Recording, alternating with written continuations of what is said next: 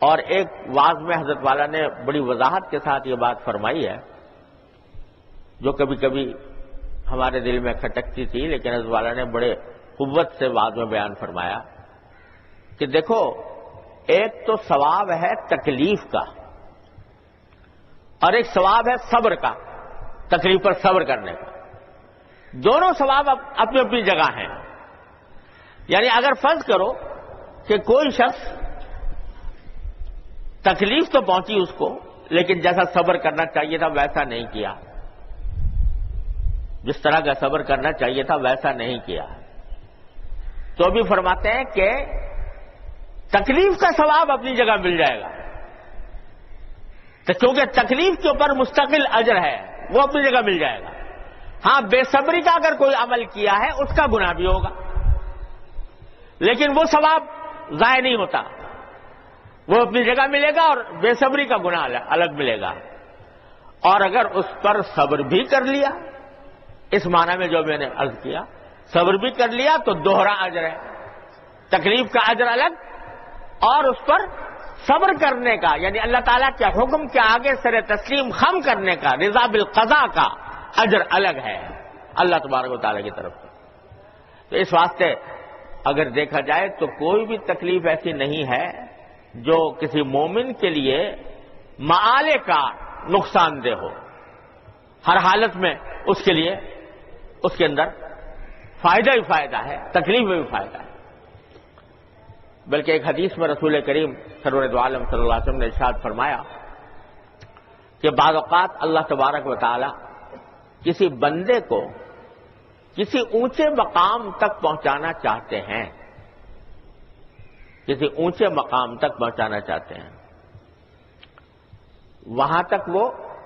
اپنے اعمال سے پہنچ نہیں پا رہا۔ اللہ تعالیٰ اپنی خصوصی شفقت اور محبت کی بنیاد پر وہ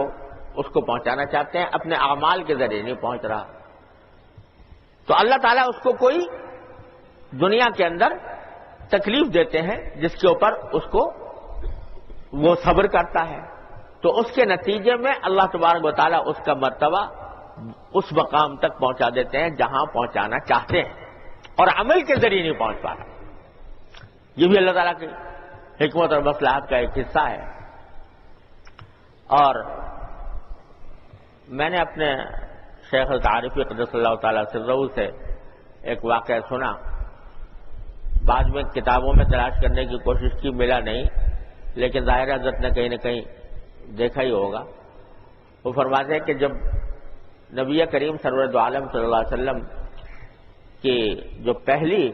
زوجہ مطہرہ تھیں حضرت خدیجہ الکبریٰ رضی اللہ تعالی عنہا، جب ان کا وہ بیمار ہوئی مرض وفات میں، تو نبی کریم سرور دو عالم صلی اللہ علیہ وسلم ان کی عیادت کے لیے تشریف لے گئے، ان کی تیمارداری فرما رہے تھے، تو جب انہوں نے کسی تکلیف کا اظہار کیا تو نبی کریم سرور دو عالم صلی اللہ علیہ وسلم نے یہ فرمایا کہ خدیجہ تم اس بیماری سے بچو گی نہیں اور اسی میں تمہارا انتقال ہو جائے گا۔ یہ کئی روایت حضرت والا نے دیکھی تھی۔ حضرت فرماتے ہیں کہ اس پر یہ اشکال ہوا کہ حضرت خدیجہ الکبریٰ سے بیماری کی حالت میں یہ بات کہنا، تیمارداری کے آداب میں سے یہ ہے، عیادت کے آداب میں سے یہ ہے کہ جب کوئی شخص کسی کی بیمار کرسی کے لیے جائے تو اس کے سامنے کوئی تسلی کا کلمہ کہے،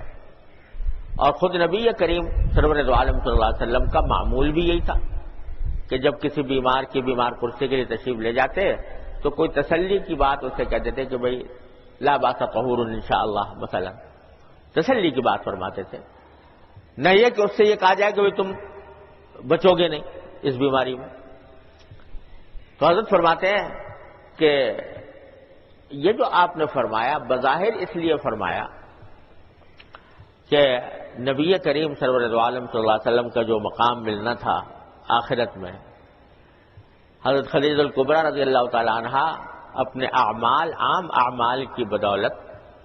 اس مقام تک پہنچنا ان کے لیے مشکل تھا، اور سرکار دو عالم صلی اللہ علیہ وسلم کی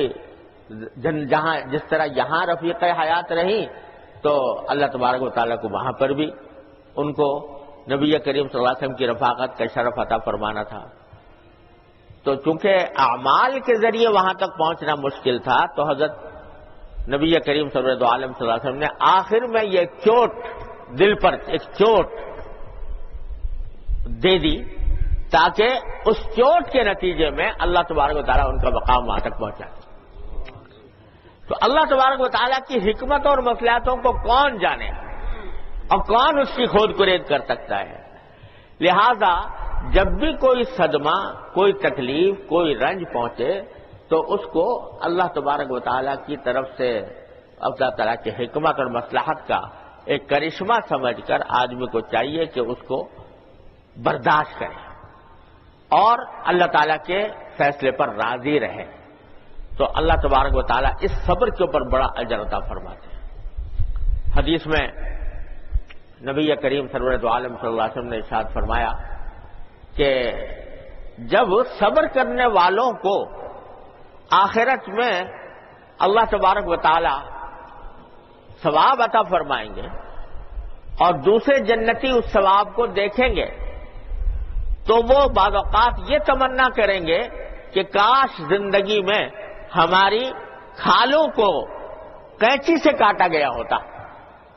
اور ہم اس پر صبر کرتے تو اس پر صبر کا ہمیں یہ اجر ملتا. تو اس لیے کوئی تکلیف بھی ایسی نہیں ہے جو ایک مومن کے لیے رحمت نہ ہو. اللہ تبارک و تعالیٰ کی طرف سے وہ بھی ایک رحمت ہے، رحمت کا عنوان ہے، رحمت کا ایک عنوان ہے جو تکلیف بھی آتی ہے. تو سبق یہ دیا گیا ہے کہ چھوٹی تکلیف پہنچے یا بڑی پہنچے، ہر تکلیف پر اللہ تبارک و تعالیٰ کے حضور یہ آدمی کہے انا للہ و انا الیہ راجعون، انا للہ و انا الیہ راجعون. لوگ سمجھتے ہیں کہ یہ کلمہ صرف مرنے کے وقت ہی کہنا چاہیے، کسی کے مرنے پر ہی کہا جاتا ہے. ایسا نہیں ہے، بلکہ جو کوئی چھوٹی سے چھوٹی تکلیف بھی پہنچے اس کے اوپر انا للہ و انا الیہ راجعون کہنا یہ سنت ہے نبی کریم سرور عالم صلی اللہ علیہ وسلم کی، اور یہ صبر کا ایک مظاہرہ ہے اور صبر کی ایک صورت ہے کہ بندہ یہ کہے کہ ہم اللہ کے ہیں، لہذا اس نے جو کچھ بھی فیصلہ کیا ہمارے حق میں برحق ہے. حدیث میں آتا ہے کہ ایک مرتبہ نبی کریم صلی اللہ علیہ وسلم کے سامنے چراغ گل ہو گیا تو آپ نے فرمایا انا للہ و انا الیہ راجعون. تو حضرت عائشہ صدیقہ رضی اللہ تعالیٰ نے فرمایا کیا اس موقع پر بھی انا للہ و انا الیہ راجعون کہتے؟ تو آپ نے فرمایا کہ کیا تمہیں اس سے تکلیف نہیں پہنچی روشنی کے چلے جانے سے؟ کیونکہ تکلیف پہنچی لہذا یہ موقع ہے انا للہ و انا الیہ راجعون کہنے کا. تو اس واسطے جو کوئی بھی چھوٹی ہو یا بڑی تکلیف پہنچے اس کے اوپر اللہ تبارک و تعالیٰ کے فیصلے پر رضامندی کا اظہار کرنے کے لیے انا للہ و انا الیہ راجعون کہنا چاہیے اور اس کی عادت ڈالنی چاہیے. اللہ تعالیٰ ہم سب کو اس کی توفیق عطا فرمائے. تو بھائی خلاصہ یہ ہے کہ صبر علی الطاعہ ہو یا صبر علی المعصیہ ہو یا صبر علی المصیبہ ہو، یہ سارے دین کو سمیٹ لیتے ہیں. اللہ تبارک و تعالی ہمیں اپنی رحمت سے اس کی توفیق عطا فرمائے.